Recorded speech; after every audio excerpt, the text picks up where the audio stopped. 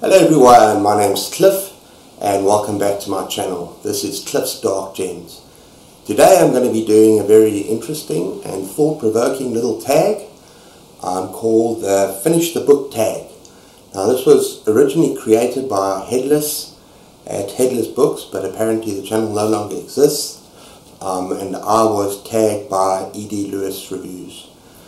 So without further ado, enjoy.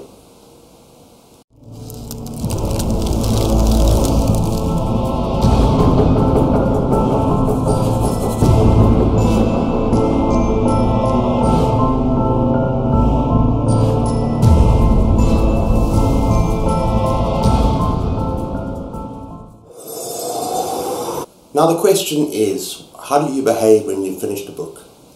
What do you do with that book when it's done and dusted? What kind of behavior do you follow? What kind of procedure do you follow in terms of ratings, in terms of reviews? I really found this an interesting tag to tackle because I think it's deceptively simple and I think there's so much more to it than meets the eye. And particularly when I think about my own reading habits and my own reading journey before I became a booktuber and now, how do I treat a book when it's finished? So without further ado, let's go into the tag, shall we? Okay, question number 1 says, do you keep a list of the books you have read? Yes and no. First of all, I never write everything down in a journal or anything like that. But Goodreads is my go-to place for everything to do with reading. When I start reading a book, there's a place there where you say, busy reading, and as soon as it's finished, I shelve it as read.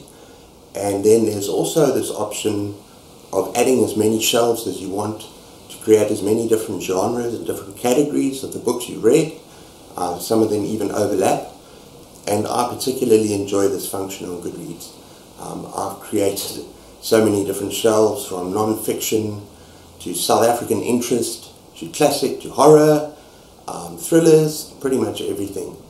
And I just find this a very fun and interesting way, it's almost to create a library. And now I see that other booktubers also do that, but for most of them it's TBR 2023 or books that I've read in 2022. I rather just stick to different genres and different topics in terms of organizing my books. Prompt number 2 asks, what stats do you record? Now Goodreads, also besides the shelving, also has this yearly reading challenge where you basically follow your reading for the whole year and you try to read X number of books.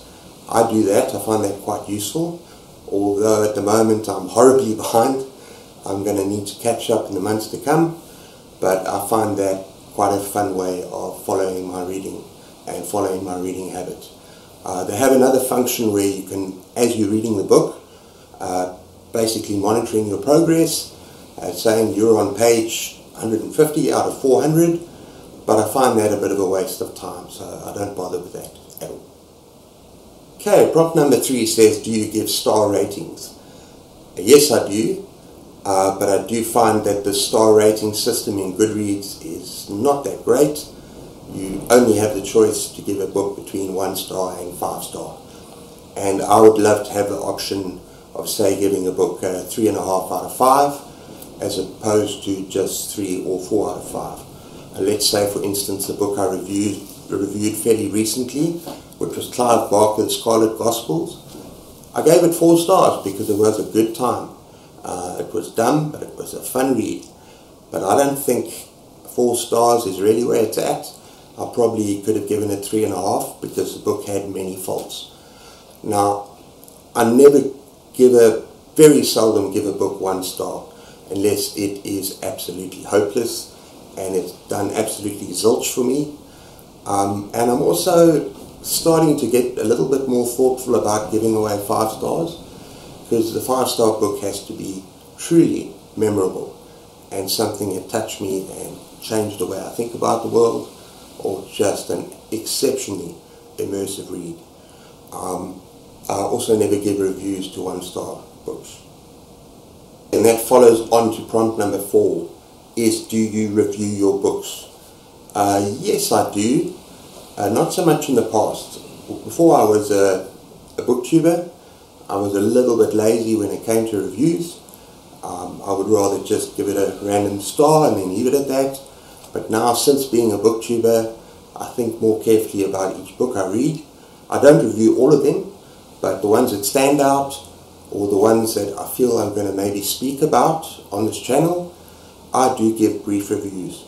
But the reviews are more about what did I feel about this book, how did I feel, what did I liked about it, what I didn't like about it, and just whether I recommend it to other readers or not.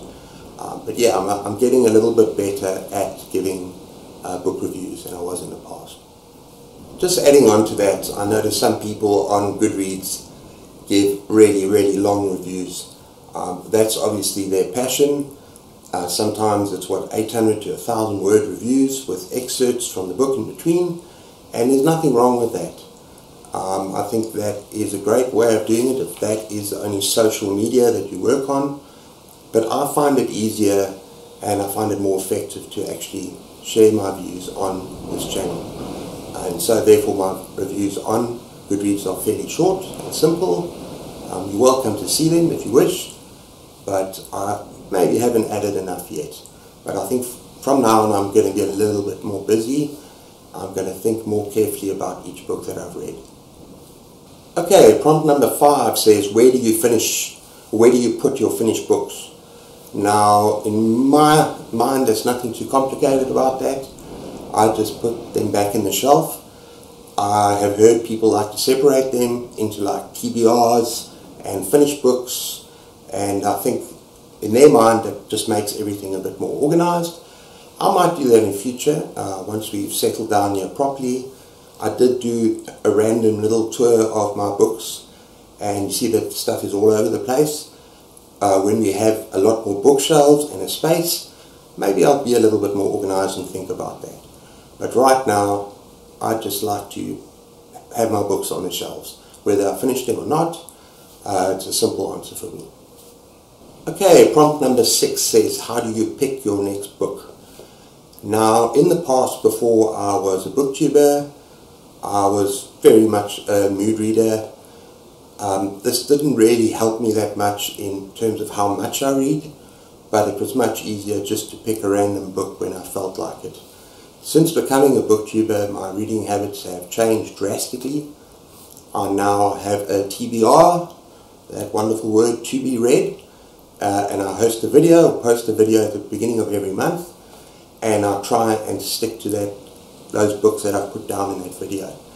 And that can be difficult, because if you're sometimes a little bit too, I don't know, what's the word, confident in how many books you're going to read, you may put 10 books down in your TBR and only get to 6 of them or 7 of them. I try and read as many as I can, but it can be difficult and challenging and a little bit demoralizing when you don't finish everything on your TBR. So I might have to look at what other booktubers are doing and see if I can adjust that slightly. Maybe have something like the Tower of Possibility, or something like that, because I really think it's important for me to have a list of books and to have a bit of structure. But I think last month in particular I felt a little bit demoralized.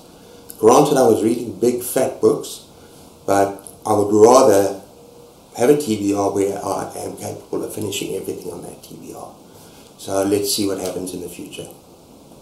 Oh, and in addition to that, I've also joined readathons in the past, and of course that contributes to my TBR as well, and to the books that I pick and the books that I want to read.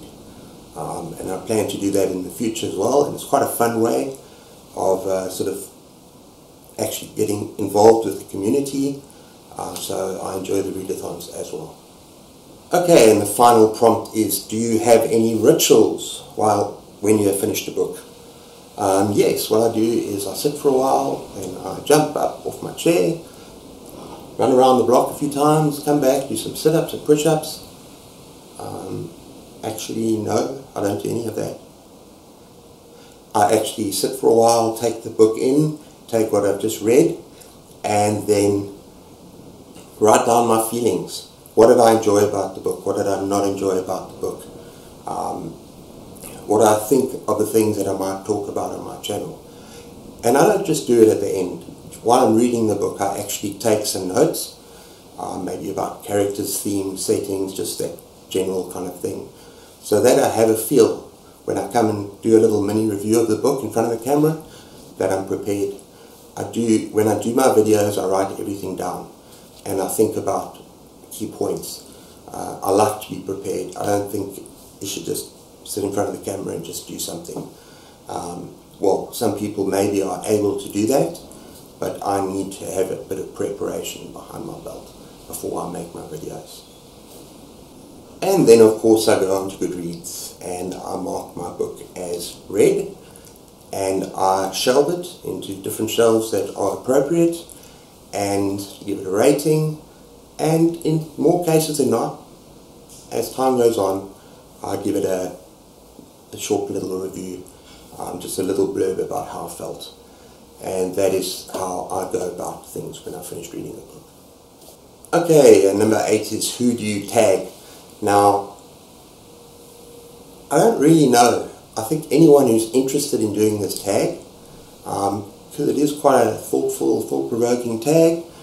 Maybe the people that I shouted out for yesterday, if there are any of you that haven't done a tag, maybe you could give this a go, like the Vintage Viking, Bards and Books, people like that I haven't tagged yet, but give this tag a go. I think it is, at first sight it looks deceptively simple, but you have to give some thought about in your reading habits and what you actually do with the books when you're done. So I thoroughly enjoyed it. Let me know what you think. How do you behave when you finish the book?